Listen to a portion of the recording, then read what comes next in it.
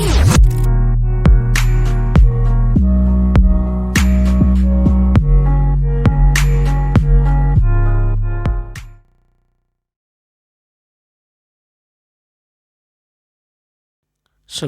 warahmatullahi wabarakatuh.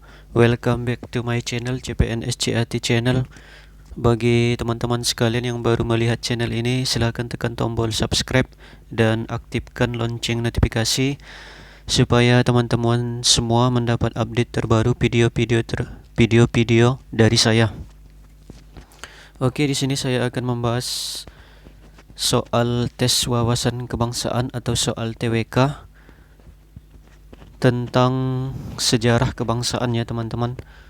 Baiklah, sebelum memulai video ini, silakan tekan terlebih dahulu tombol subscribe-nya dan aktifkan lonceng notifikasi. Oke, mari kita mulai videonya. Soal nomor 1. Banyak pendapat yang mengungkapkan bahwa masuknya Islam ke Indonesia selain abad ke-11 dan ke-13 adalah abad ke-7 sampai 8. Bukti yang memperkuat pendapat tersebut adalah kenyataan historis bahwa A. Angka yang tertera pada nisan Sultan Malik Al-Saleh menunjuk abad ke-7. B. Ditemukannya makam Fatimah binti Maimun di Leran, Gresik. C. Marco Polo berpendapat bahwa agama Islam banyak berkembang di Sumatera semenjak jatuhnya Sriwijaya. D. Kawasan Nusantara dan masyarakat Nusantara telah menjalin hubungan dengan India, Cina, dan Arab. Penduduk Nusantara sebagian besar masih berada pada tingkat rohani yang rendah. Kita lihat jawabannya. Jawabannya D ya teman-teman. Kawasan Nusantara dan masyarakat Nusantara telah menjamin hubungan dagang dengan India, Cina, dan Arab. Kita lihat pembahasannya. Ditemukannya makam Fatimah binti Maimun merupakan bukti masuknya Islam ke Indonesia ke-11. Sedangkan nisan Sultan Malik Al-Saleh dan catatan Marco Polo sebagai bukti masuknya Islam abad 13. Sedangkan pada abad ke-7 sampai 8 masuknya Islam melalui jalinan hubungan dengan India, Cina, dan Arab. Jalinan sudah tercipta ketika masih berdiri Kerajaan Sriwijaya. Jadi jawabannya adalah D ya teman-teman. Oke, kita lanjut ke soal nomor 2. Pada tanggal 14 November 1945, pemerintah mengeluarkan maklumat pemerintah yang isinya tentang perubahan pemerintahan. A. Presidensil menjadi pemerintahan diktator. B. Presidensil menjadi pemerintahan demokrasi parlementer. C. Presidensil menjadi pemerintahan demokrasi liberal. D. Diktator menjadi pemerintahan demokrasi liberal. E. Diktator menjadi pemerintahan parlementer. Oke, mari kita lihat jawabannya. Jawabannya B ya teman-teman. Presidensil menjadi pemerintahan demokrasi parlementer. Jadi pada tanggal 14 November 45 pemerintah mengeluarkan maklumat pemerintah yang isinya perubahan pemerintahan presidensil ke demokrasi parlementer.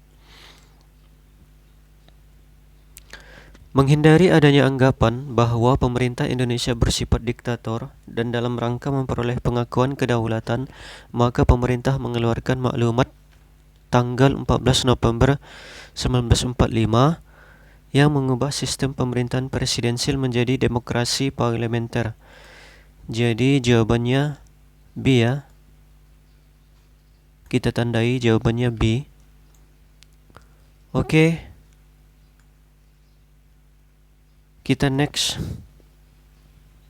Soal nomor 3. Faktor utama pendorong lahirnya pergerakan nasional Indonesia adalah A. Pengaruh kemenangan Rusia terhadap Jepang tahun 04 sampai 05. B. peranan kaum bangsawan yang memperjuangkan kepentingan rakyat. C. Kondisi politik, ekonomi, dan sosial budaya yang diskriminatif pada masa Belanda. D. Adanya pembelaan untuk memperbaiki nasib bangsa oleh Multatuli. Atau E. Angin kebebasan melalui politik pintu terbuka.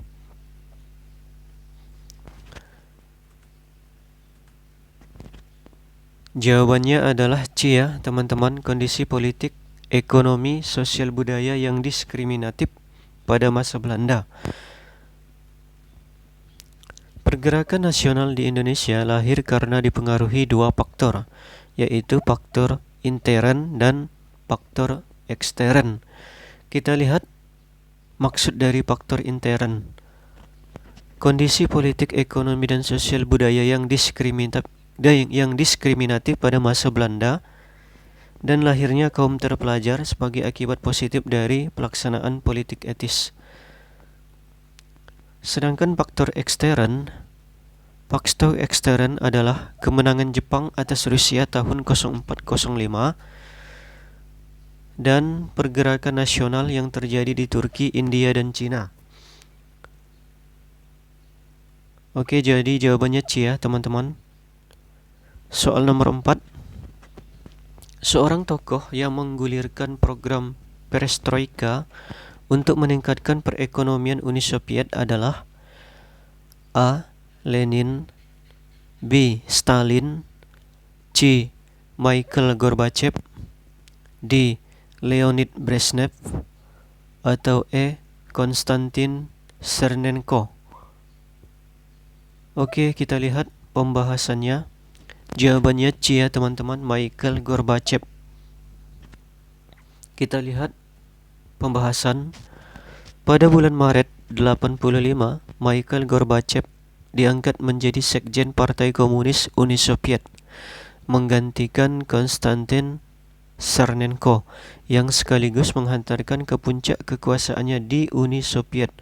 Program ini adalah perestroika atau restrukturisasi dan glasnost atau keterbukaan untuk membawa Uni Soviet keluar dari stagnasi politik dan ekonomi. Jadi jawabannya adalah C ya, Mikhail Gorbachev. Soal nomor 5. Latar belakang diterapkannya tanam paksa di Indonesia oleh Pandes Bos terutama adalah untuk apakah A. menghentikan krisis ekonomi, ataukah B. mengenalkan jenis tanaman baru, C. meningkatkan hasil pertanian, apakah D. mengisi kas negara yang kosong, atau E. meningkatkan perdagangan. Mari kita lihat. Jawabannya D ya, mengisi kas negara yang kosong. Sekitar tahun 1830, negeri Belanda menghadapi keadaan ekonomi yang sangat buruk disebabkan terjadinya pemberontakan dari Belgia dan akibat Perang Diponegoro yang memakan biaya. Untuk menyelamatkan negara dari kehancuran, Raja William van des Bos sebagai gubernur jenderal di Indonesia untuk bertugas mengisi kekosongan kas negara. Jadi tanam paksa tujuannya untuk mengisi kas negara Belanda yang sedang kosong akibat perang. Oke, soal nomor 6. Tujuan didirikan partai politik sesuai dengan maklumat pemerintah tanggal 3 November 45 adalah A. memperkuat perjuangan dalam mempertahankan kemerdekaan, B. agar bangsa Indonesia sejajar dengan bangsa lain, C. agar bangsa Indonesia termasuk bangsa yang maju dan modern, atau E. untuk memudahkan pemerintah mengendalikan gejolak masyarakat, ataukah E.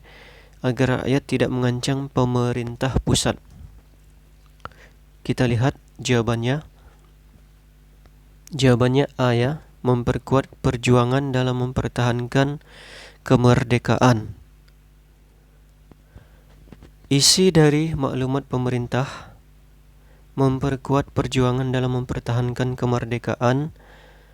Pemerintah menyukai adanya partai-partai agar aliran paham yang ada dalam masyarakat dapat dipimpin sehingga teratur.